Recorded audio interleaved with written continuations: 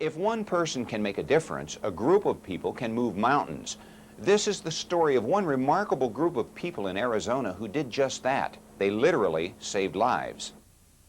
In the United States, it's unreal that that's the only thing that keeps you from living is money. Only days after she was laid off from her job and lost her health insurance, Cheryl Satterfield was told she needed a liver transplant. It was the most devastating time in my life to be told that I didn't have the funds and that I couldn't have a transplant. Only months after health problems forced him to stop working, Bob Bast was told he needed a heart-lung transplant. He assumed that Access, Arizona's Medicaid program, would cover it. He was wrong. When I went to Access and asked them why, they said it was because that I made too much money, because my wife worked and I worked too up until the time I couldn't. And I wasn't on federal welfare, so therefore I couldn't qualify. Cheryl and Bob were among Arizona's working poor. The issue? Citizens who were on welfare could immediately receive funding for a transplant, but the working poor had to wait 2.5 years, and by then, it would be too late. You're jumping through hoops, and you're on the telephone, you're yelling, you're screaming, you're doing whatever you have to do, then you get back on the phone again, and, you know, it was relentless. In 1994, after Bob Bast finally received his transplant, he contacted a transplant support group with an idea, approached the legislature to expand the Access program to include the working poor. When I went to my administration with this idea, and as skeptical as the first reactions were, when they sent me to the Government Relations Department, it was less than 15 minutes that I had support from my company and from my hospital to proceed with this development. Charlie had a way, and he shared that with me, that we would develop a community grassroots effort to go to the legislature, to gain their support so that we could change this, so that the working poor could actually be funded. We could meet then. Through word of mouth, the grassroots effort grew and included patients waiting for transplants, recipients, social workers, and friends. There was no egos. There was no individual agenda. The group was dedicated to one focus, and that was to better the life of transplant patients and to get the quality of life up there. As they began to gain momentum, the group contacted people within the state government to ask for advice on how best to get their message out to policymakers. Soon they went before the state legislature to share their stories. The thing that affects me is a citizen on the street who gets involved and who is saying, this is happening to my family, to my friend, to somebody close to me. They had an amazing amount of information available that they shared with us. And the second thing they did was make this real, make it something that was important to deal with now, not something to just talk about. You're watching KNXB TV Phoenix. It's 5 o'clock. They can't afford the transplants they need to stay alive. And Arizona.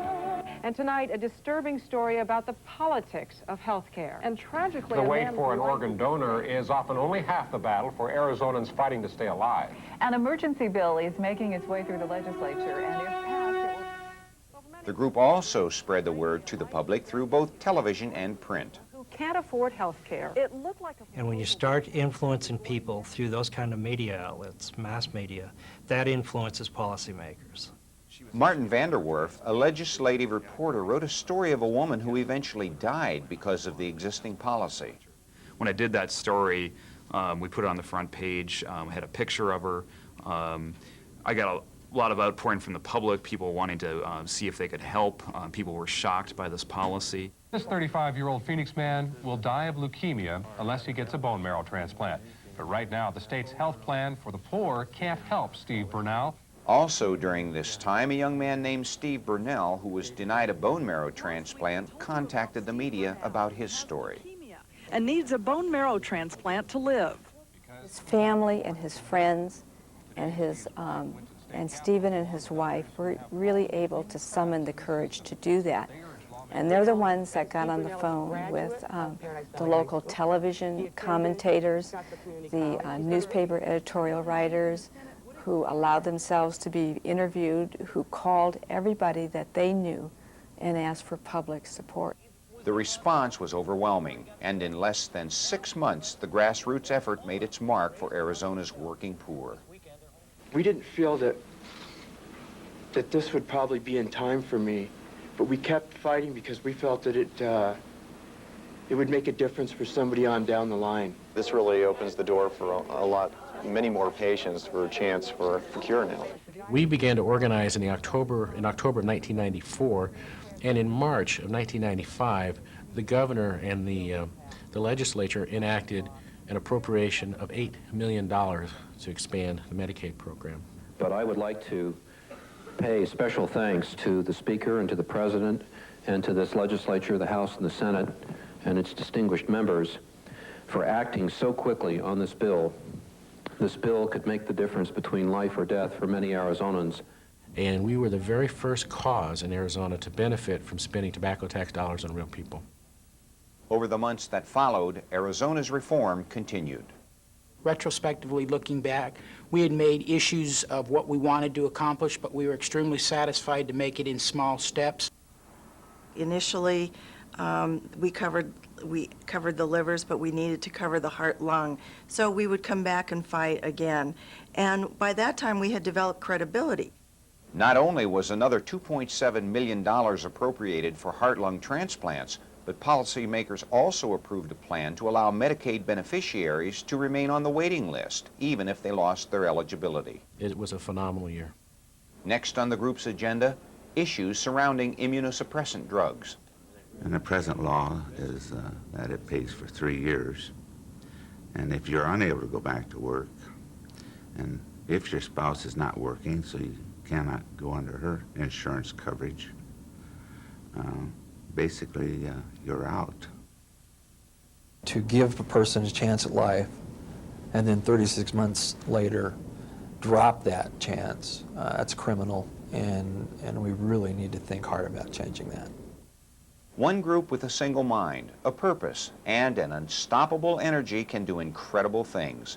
The people of Arizona know this to be true. I think it is a process that can be replicated in each state in this country. You need to be able to gather the right people together that have the right convictions, the right passion, and share this process, and it'll come into being. You need to keep fighting to get what you want and to obtain the transplant, and to never give up and to keep working no matter what it takes. Because life is precious.